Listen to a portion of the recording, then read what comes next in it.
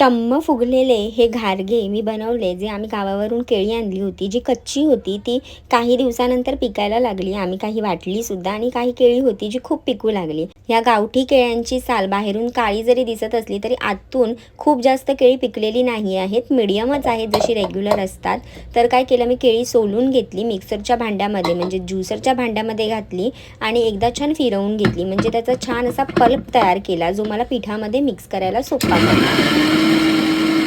तयार झालेला केळ्याचा पल्प मी एका भांड्यामध्ये काढून घेतला. त्यामध्ये 2 कप गव्हाचं पीठ, 1 कप तांदळाचं पीठ, त्यामध्ये चवीनुसार मीठ आणि चमचाभर हळद घालून व्यवस्थित मिक्स करून घेतलं.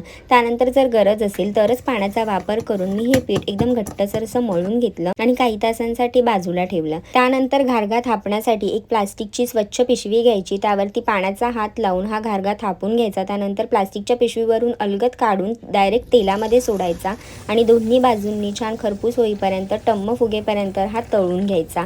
तुम्ही सुद्धा ही रेसिपी ट्राय करू शकता. जर घरी केळी खूप जास्त पिकू लागली असतील तर अशा पद्धतीने घारगे बनवून तुम्ही एन्जॉय करू शकता. पूर्ण रेसिपी यूट्यूबवर आहेच आणि फॉलो फॉर मोर रेसिपीज.